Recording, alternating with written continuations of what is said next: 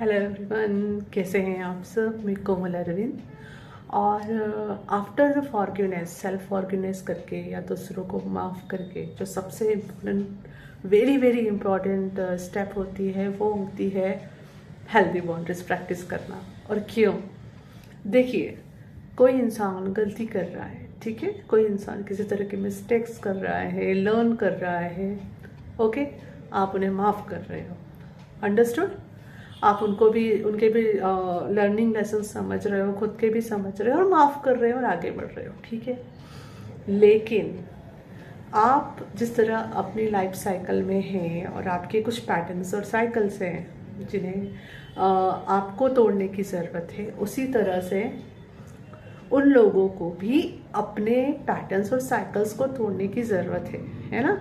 तो कोई इंसान के साथ आपने कोई लेसन लर्न किया, लेकिन साथ ही साथ आपको यह पता चल रहा है कि यह उस पर्सन का पैटर्न है, यह उस पर्सन की साइकिल है जिसको उसे ब्रेक करना है। और वो प्रोसेस तो उसको खुद करनी है ना, गॉड के साथ करनी है। और गॉड जो सोर्सेस प्रोवाइड करेंगे उसे, उसके साथ करना है, राइट। तो वहाँ फिर हेल्थी बाउंड्रीज रखना बहुत बहुत बहुत ज़रूरी, वरना आप बर्नआउट फील करोगे। अंडरस्टूड? तो जब आपने फॉरगिवनेस कर दी विथ अंडरस्टैंडिंग कि हाँ, आप और वह पर्सन अपने लाइफ के लेसन्स लर्न कर रहे थे, इसलिए आपने एक दूसरे को अट्रैक्ट किया था, आपने अपना लेसन लर्न किया, उन्हें माफ़ किया, आप फ्री हुए। अब उस पर्सन को आप देखते हो कि वो किसी पैटर्न के अंदर ये चीज़ कर रहे हैं, and you know that that person will repeat the same thing again. तो यहाँ आपको उससे हेल्थी बाउंड्रीज चूज करना है, ओके।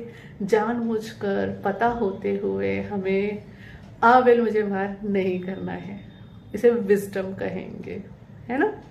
और यहाँ भी इसके हेल्दी चॉइस के साथ जब रहते हो तो ऐसा नहीं है कि वो पर्सन हमेशा के लिए आपकी ज़िंदगी से गायब हो जाए, पर हाँ, टेम्पररी वो पर्सन गायब हो सकता है। और जब वो अपना पैटर्न तोड़ ले, फिर उसके बाद आपसे वापस जुड़ जाएगा, क्योंकि अब आप दोनों के वाइब्रेशंस जब मैच होंगे तभी आप वापस कनेक्ट हो सकते हैं। अगर आपने अपना कोई पैटर्न और साइकिल पे काम करके आपकी वाइब्रेशन चेंज हो गई है, तो आप उस पर्सन के साथ स्प्लिट ही होगे। अंडरस्टैंड? और ज़बरदस्ती अगर फिर उसके साथ रहने की कोशिश करोगे या उससे कांटेक्ट रखने की कोशिश करोगे, तो you will feel burn out, जिसको हम सेल्फ लव तो नहीं कहेंगे, राइट। सेल्फ लव तो कंपैशन होता है ना, कि आप कंपैशन रखें, ठीक है। सामने वाले को टाइम और स्पेस चाहिए, आपको वो पर्सन बहुत पसंद है, क्यों time and space, be compassionate, let that person work on themself, okay. और वहाँ पे अगर आप ही का कोई रोल है एज अ टीचर या एज अ किसी तरह से मेंटर और समथिंग, और वहाँ आप गाइडेड फील करते हो कि गॉड आपको गाइड कर रहे हैं, and that person asking their help and willing to change, वहाँ आप अपना रोल प्ले कर सकते हैं, है ना। But always follow your heart. आपके हार्ट में वहाँ गुड फीलिंग आनी चाहिए, पीस की फीलिंग आनी चाहिए। जहाँ भी आपको बर्नआउट फील हो रहा है, वो चीज़ आपको करने की ज़रूरत नहीं है। वो हमेशा इस बात का सिग्नल होती है कि आप दूसरों को खुश करने के लिए या प्लीज़ करने के लिए कुछ कर रहे हैं, और वो आपको सर्व कभी नहीं करेगा। तो या आफ्टर द फॉरगिवनेस, जो आपको सबसे इम्पोर्टेंट स्टेप लेनी है दूसरों के साथ, वो है healthy boundaries. In the same way अब आपको हेल्दी बाउंड्रीज खुद के साथ भी लेना है, जी हाँ, क्योंकि आपके अंदर भी कुछ पैटर्न्स और साइकिल्स हैं और वो अब आपके अवेयरनेस में ज़्यादा आएंगे, तो आपको वहाँ उन्हें तोड़ना है, ओके। और वहाँ ईगो आएगा बड़े से आवाज़ के साथ, जो आपको बहुत सारी स्टोरीज सुनाकर फंसाएगा और आपको यह कन्विंस करने की कोशिश करेगा इट्स ओके। तो उस ईगो के साथ हेल्दी बाउंड्रीज लेना है और अपनी हेल्दी चॉइसेस पे डटे रहना है।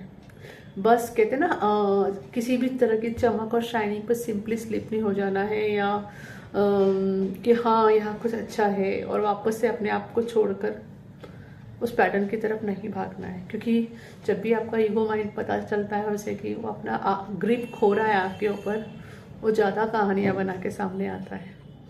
तो यहाँ पे आपको उससे हेल्दी बाउंड्रीज रखना बहुत ज़रूरी है, otherwise again you will feel burn out. So आज के लिए इतना ही। I hope this information will help you. Thank you. हरि ओम तत्सत। Please like, subscribe and share my videos, and you can check description box for paid courses and free courses details. Thank you.